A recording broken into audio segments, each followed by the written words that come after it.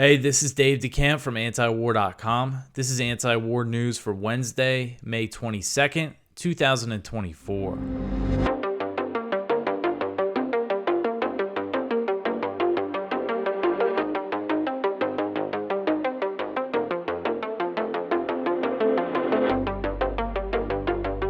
All right, the first story at the top of antiwar.com today. Zelensky wants NATO to down Russian missiles. So Ukrainian President Volodymyr Zelensky is asking NATO countries to shoot down Russian missiles over Ukrainian territory, dismissing concerns of potential nuclear escalation. So this was in an interview published by the New York Times on Tuesday. I mean, he just sounded completely hysterical in this thing. He said, quote, "So my question is, what's the problem? Why can't we shoot them down? Is it defense? Yes. Is it an attack on Russia? No. Are you shooting down Russian planes and killing Russian pilots? No. So what's the issue with involving NATO countries in the war? There is no such issue. Shoot down what's in the sky over Ukraine," end quote. So he's saying that he wants direct NATO intervention. And he's trying to downplay the idea that there's any risk. And, you know, of course, direct NATO military intervention, shooting down Russian missiles, I mean, that's war with Russia. That's direct war with Russia. And Zelensky and other Ukrainian officials have expressed envy of Israel after the U.S. and the U.K. helped Israel intercept Iranian missiles and drones that were fired at Israeli territory. Zelensky said, quote, "This is what we saw in Israel, not even on such a large scale," end quote. So this appears to be the first time that Zelensky is asking for publicly asking for, because who knows what he's been asking for behind the scenes. But this is the first time he's publicly asked for direct NATO intervention since he pleaded for a no-fly zone over Ukraine in the early days of the war. And imposing a no-fly zone would mean, shooting down Russian missiles, Russian planes, and also, if they really wanted to enforce it, bombing Russian, missile systems inside Russia. So he was asking for direct NATO intervention then. He cooled off on that for a while, but now he's back. This is something that should be very concerning to us as Americans who don't want to get into a war with Russia, because, of course, it should be unthinkable considering the new risk of nuclear war, of it quickly turning into nuclear war. Right now, Zelensky's in a very desperate situation. He has no chance of victory on the battlefield. Maybe one thing he's thinking is if we, get NATO directly involved, he might want to escalate things to that point, and that might mean he could do things. So another thing that he's asking for in this interview, and that we know Ukraine has been asking for, is for permission from the U.S. to use their weapons on Russian territory, to use these missile systems that the U.S. has given Ukraine on Russian territory. And of course, that also risks a major escalation. We recently had Russia warn the UK that if Ukraine uses British missiles on Russian territory, that Russia would hit British military sites in Ukraine, because we know that there's a small number of British soldiers in Ukraine, but they said in Ukraine and beyond. So Zelensky has the missiles if he wants to, if he wants to take the risk of angering the U.S., he could hit Russian territory with the HIMARS, with the ATACMS, or at least fire them at Russian territory. So Zelensky said that Ukraine's inability to use U.S.-provided missiles on Russian territory gives Russia a huge advantage in fighting near the border, which has increased since Russia launched its new Kharkiv offensive. And the Ukrainian leader dismissed concerns about escalation altogether, and he criticized Western countries for their approach to Russia. He said, quote, "There are no risks of escalation. Escalation has already occurred. Russia's escalation against Ukraine. It's like sanctions. They talk about the risk of economic escalation with Russia. This shows our partners are afraid, in principle, of completely severing relations with the Russian Federation," end quote. And I think there's something very revealing in that quote, that he says there's no risk of escalation. Escalation has already occurred. And to him, he is already in a war with Russia. So he doesn't care. The risk of things escalating into a full-blown NATO-Russia war, he doesn't. I guess he's not concerned with nuclear war, but I guess from his position, he thinks he could benefit from a direct Russia-NATO conflict. So as this thing drags on, it seems like the risk of big escalation just continues to rise when it comes to the war in Ukraine. All right, so the next one here, a top U.S. general says that there are no plans to send U.S. trainers to Ukraine. So Chairman of the Joint Chiefs of Staff, General Charles Q. Brown, told reporters on Monday that the U.S. currently has no plans to send troops to Ukraine to train Ukrainian forces, but he suggested that it could happen once the war is over. So Brown said, quote, "Right now there are no plans to bring U.S. trainers into Ukraine. Once this conflict is over and we're in a better place, then I would suspect we would be able to bring trainers back in," end quote. So his comments came after the New York Times reported that Ukraine had requested NATO to send troops for training, and that report said that Western countries were inching closer to obliging the request. So in that report, there was a quote from Brown that sounded like he thought it was kind of an inevitability that the U.S. would send trainers to Ukraine. He said that it would happen eventually, but from these comments, it sounds like he's talking about after the war, once the war is over. Now, realistically, whenever that happens, there's a good chance that Russia gets a deal that would prohibit NATO troops on Ukrainian soil, because Russia is going to have the advantage. So that's something to keep in mind. But we have seen other NATO countries say that they're considering deploying troops to Ukraine, including France, Estonia, and Lithuania, despite the risk of provoking a direct clash with Russia. So one thing that the U.S. is considering is sending up to 60 military advisors, quote unquote, military advisors to Ukraine. And that was reported by Politico last month. And the Pentagon actually did seem to confirm it, that they were considering this, sending military advisors. And they say that they would be sent there to support the Office of Defense Cooperation based at the U.S. Embassy in Kiev. So that's the ODC and the Defense Attaché. Those are military personnel in Ukraine, who they say that they're there for logistics and oversight efforts for the weapons that the U.S. is sending Ukraine. We don't know exactly how many of those personnel are there. I think it's in the teens. I don't think it's more than like 20. And then we also know that there are some U.S. Special Operations Forces in Ukraine. As of March 2023, there was 14. That number could be different. But so the fact that they're considering sending 60 more, I mean, that's a big escalation. I know I'm always using that word escalation, but this is what we see with this war in Ukraine, is that they're constantly climbing the escalation ladder. So they are considering that. And again, there's real concerns here, especially with everything that has been happening with all these attacks inside of Russia, and everything. There's always a chance of Russia deciding, because I'm sure that they know where the U.S. and British soldiers are in Ukraine. What would happen if Russia targeted them? That's a big question mark. All right, so the next one here, Biden will not oppose Israel's escalations in Rafah. So Washington Post columnist David Ignatius reported on Monday that Israeli officials have agreed on a more limited operation in the southern Gaza city of Rafah that will not be opposed by President Biden. Ignatius said that Israeli officials have reached a consensus about a final assault against 4 Hamas battalions Israel believes remain in Rafah. So Ignatius, for those who don't know, he's considered, as Scott Horton has put it to me, basically the closest person to the CIA at the Washington Post. He has some serious sources within, the U.S. intelligence.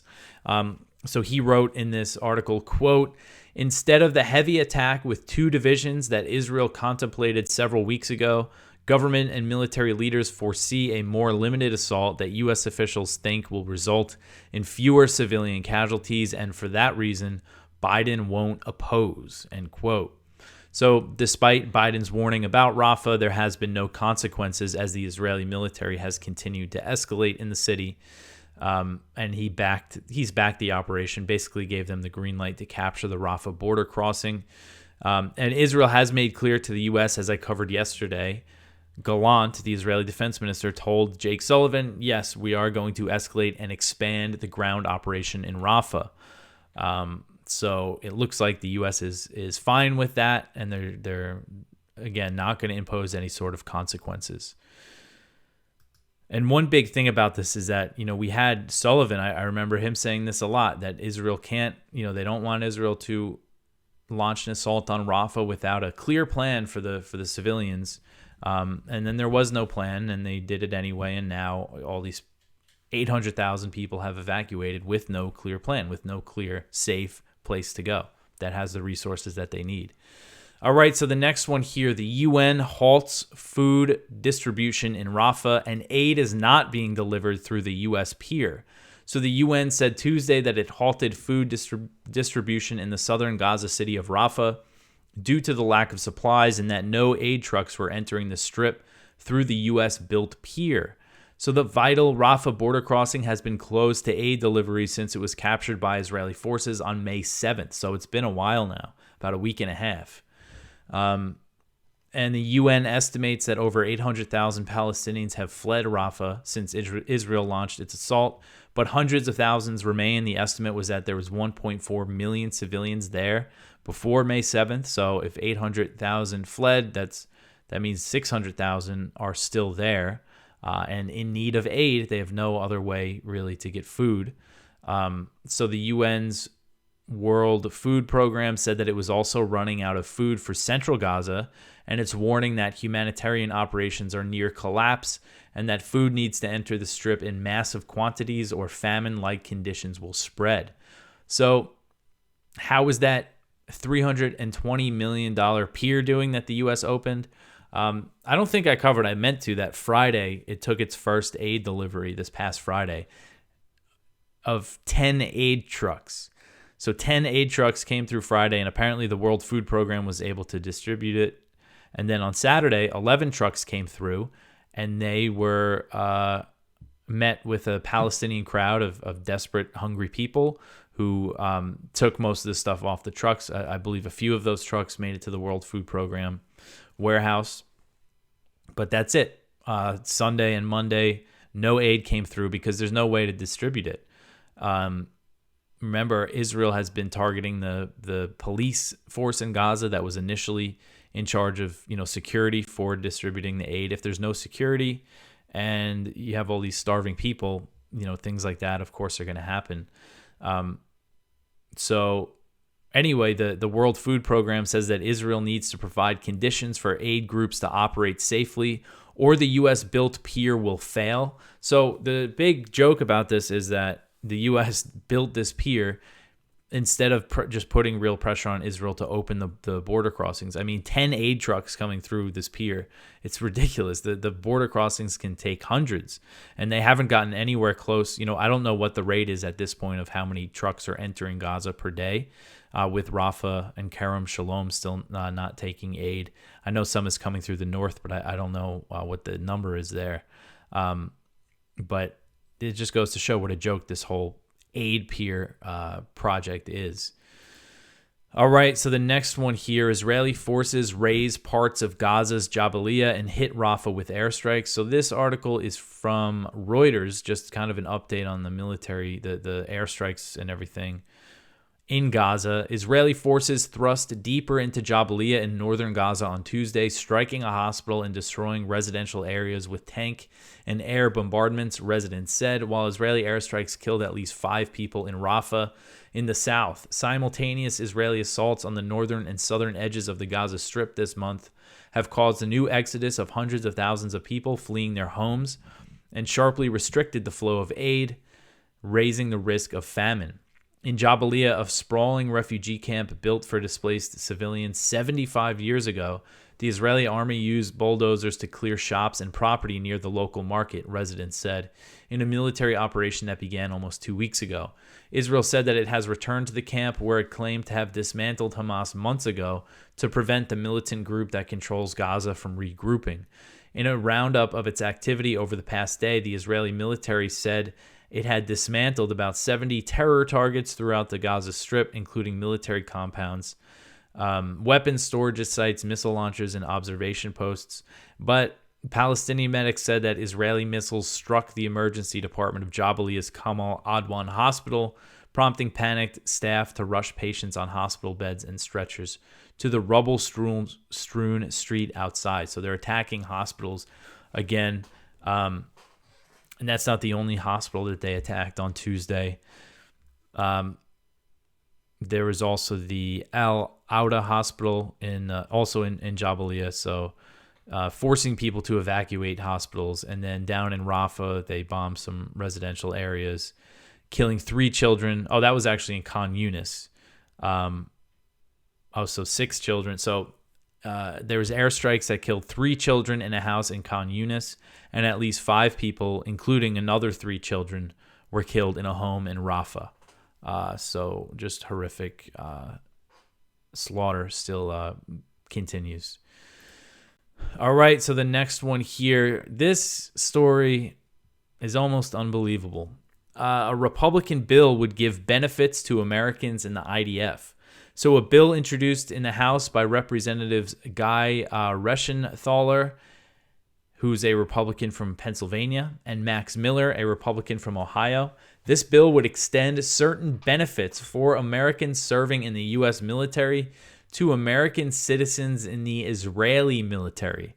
The legislation introduced on May 17th would give Americans in the Israeli Defense Forces protections under the Service Members Civil Relief Act and the Uniformed Services Employment and Re-employment Rights Act.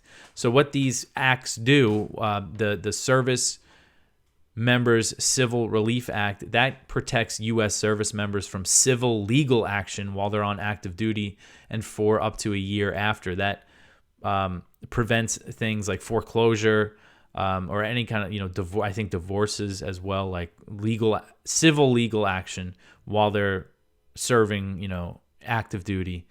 And then you have the other law, the Uniformed Services Employment Act. That means that protects their jobs. So if you're in the U.S. military reserves and you get called up for active duty, there's all these laws that make it impossible for your employer to fire you, and it protects your benefits at those jobs. So I remember when I used to work on the Staten Island Ferry, we had a lot of Navy Reserve guys, and they would just, some of them would be gone for like years, and then they would have a job coming back for them. But anyway, so this is really something, to give these benefits to the Israeli military, to American citizens serving in the Israeli military. And Reschenthaler said in a statement on the legislation, quote, over 20,000 American citizens are currently defending Israel from Hamas terrorists, risking their lives for the betterment of our ally, end quote. And according to the Washington Post, there's an estimated 23,380 American citizens in the Israeli military. That is a lot. And many of them are dual citizens who are already living in Israel, but about 10,000 people living in the U.S. had traveled to Israel to report for duty with the IDF after receiving draft notices. According to Responsible Statecraft, 21 American citizens serving in the IDF have been killed in Gaza, and one was killed in northern Israel near the Lebanon border. So Reschenthaler said that his legislation will, quote, ensure we do everything possible to support these heroes who are standing with Israel fighting for freedom and combating terrorism in the Middle East, end quote. So it's unclear I don't really know if this thing has a chance of passing.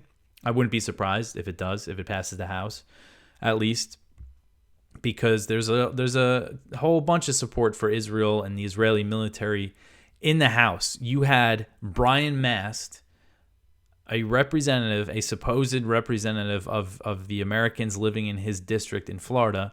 He showed up to his job as an American representative wearing a IDF uniform because he's an IDF veteran. And I mean, he didn't receive any kind of backlash. He wasn't censured or anything like that for wearing a foreign military's uniform to the House. I mean, it's completely insane. So it goes to show that something like this, I think, could pass. And this is just one of many of this slew of pro-Israel legislation that we've seen over the past few months to show staunch support for this slaughter of Palestinians that's happening in Gaza. And the Republicans are really trying to show themselves as the super, super, super pro-Israel party. The Democrats are very pro-Israel, although you have more and more progressives kind of coming out against aid to Israel, but they're still by and large a very pro-Israel party. But the Republicans, I mean, you can't mess with them. They're the super, super pro-Israel party. But it's just really, I mean, there's a lot to say about this bill. It's kind of unbelievable. I think it was Michael Tracy who dug this up. He posted it on Twitter yesterday, and then it just kind of exploded, and it's all over the place now. We'll see if they actually hold a vote on it. All right, so the next one here. Ben Gvir says that he would be happy to live in Gaza. So Israeli Minister of National Security Itamar Ben-Gvir has repeated his call for the expulsion of Palestinians from Gaza to make room for Jewish settlers and said that he would be very happy to live in the Gaza Strip.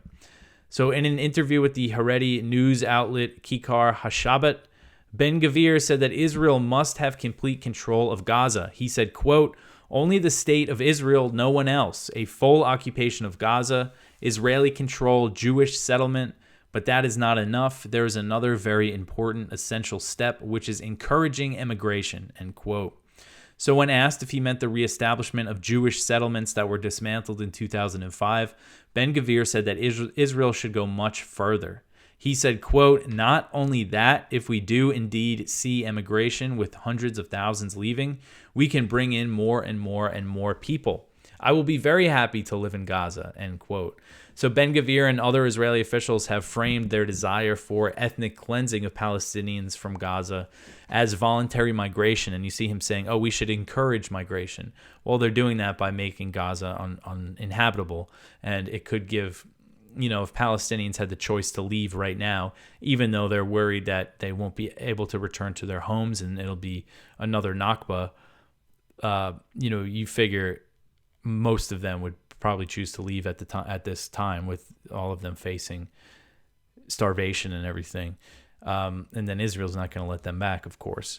So Ben-Gvir, an important point to make about him is that him and his party, the Jewish Power Party, they're considered extremists in Israeli politics, but he has significant power as the Minister of National Security. He's in charge of the police, the prisons, the border guards. And the desire for a total takeover of the Gaza Strip is also shared by other political parties, including Likud. We've seen plenty of Likud party members come out in favor of the resettlement of Gaza and the expulsion of Palestinians. Even the main opposition party, what is it? Yesh Atid, Yair Lapid's party, one of their members was one of the Israeli Knesset members who wrote an op-ed in the Wall Street Journal saying, oh, Western countries have to take Palestinian refugees. So even the opposition says things like this. Not as, nobody's as forthright as Ben-Gvir, as Smotrich, as these guys, but a lot of them, ultimately, this is what a lot of Israeli politicians want. All right, so the next one here, Israeli soldier from Notorious unit confesses to U.S. citizens killing. So this article's from The Gray Zone, from Max Blumenthal and Christopher Weaver. And it's a very kind of strange story here. It's a recording of someone who's claiming to be an Israeli soldier in the this unit, the Netza Yehuda unit. And this was the unit that's been accused of killing an elderly Palestinian American in 2022. And this is the unit that the U.S. was supposed to cut off military aid to, but they chose not to. And this person online, this guy, he has an American accent. So this is, one of the people that'll get some nice benefits if that bill passes. He has an American accent, and what he says is basically that they killed this guy, this old man, by leaving him out in the cold. They did it just for fun, as a joke, to mess with him, and then he died. And he says some things about his military unit. He says, oh, everybody's racist like me. We're all racist. We hate our enemy. We say the N-word all the time. I mean, it's really, the things he says are really something. And this is just like an online conversation, but he, posted some pictures showing his like rifle number, kind of proof that he was an Israeli soldier. So, again, this is what's important about this is we just had the State Department say that, initially they were supposed to cut off military aid to this military unit, and then they said no, Israel, they'll make sure that those guys get in line. All right, so the next one here, Israel seizes AP's equipment and reverses the move after pressure. So this article is from Kyle Anzalone at the Libertarian Institute. It says Israeli authorities seized broadcasting equipment from the Associated Press and blocked the outlet's live feed of Gaza. The move is part of a crackdown on media in Israel. The White House expressed concern over the theft of the American outlet's equipment. The AP reports the Israeli government later ordered the cameras to be returned to the journalists, and the feed was restored. So this was using this new foreign media law that Israel passed and then used to ban Al Jazeera. It looked like they were going to do the same thing to AP, to the Associated Press. And, Al Jazeera, I think their coverage of Gaza has been very good. They accuse them of inciting. But I guess that was tolerable for the U.S. for them to ban Al Jazeera. And we saw Blinken was trying to get the Qataris to rein in the Al Jazeera coverage of Gaza. But AP, I guess, is taking it too far for the U.S., so they criticized it, and I guess they reversed the move. Maybe the U.S. pressure had something to do with it. But for now, they could always do it again. And it goes to show that this law, isn't just to ban Al Jazeera. They're obviously going to use it to crack down on the press in other ways. This reminded me of back in, 2021? Maybe 2022? There was a Israeli bombing campaign in Gaza that killed about 250 Palestinians. And in that campaign, they bombed the media building. There was like a media tower where the offices of AP, Al Jazeera, and Middle East Eye were located. And they claimed it was like a Hamas base or something. There was no evidence of that.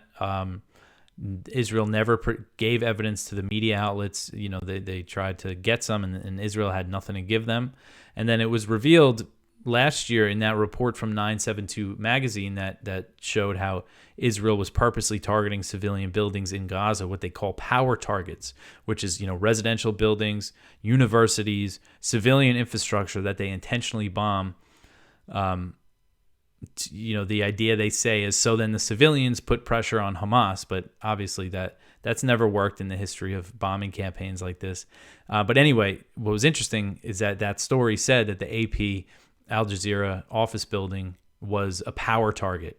So they just made up that thing that it was Hamas. It was purposely to instill fear and terror into the civilians. The U.S. didn't seem to have much of a problem with that.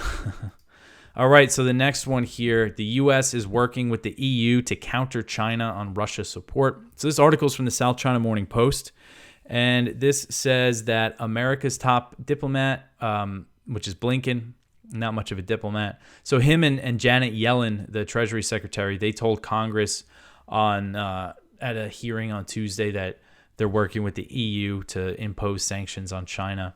And, they're basically saying that they're going to continue adding sanctions to China. They think China's going to listen to them and stop trading with Russia. I mean, it's completely ridiculous.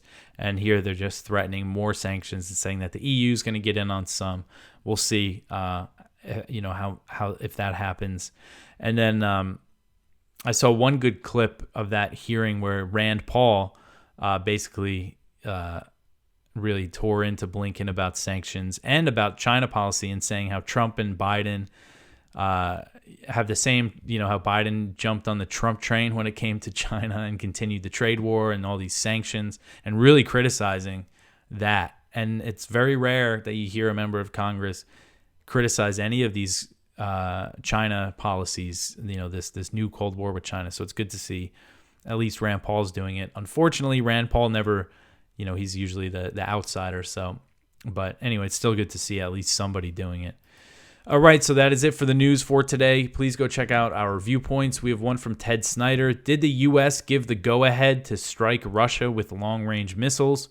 We have one from David Stockman. The American empire is crumbling under its debt. We have one from Lee Fong. U.S. funds Ukraine groups censoring critics, smearing pro-peace voices. And one from Daniel Larison. Logic of a forgotten American atrocity is alive today. And one from Chris Hedges. The slow motion execution of Julian Assange continues.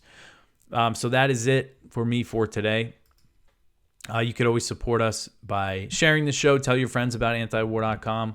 Again, I appreciate anyone who helped out with the fundraiser. We really appreciate it, and I really thank you for that. Subscribe to the show, YouTube, Rumble, Odyssey, wherever you listen to it. Follow us on Instagram, on X, all that stuff. I will be back tomorrow with some more news. Thanks for listening.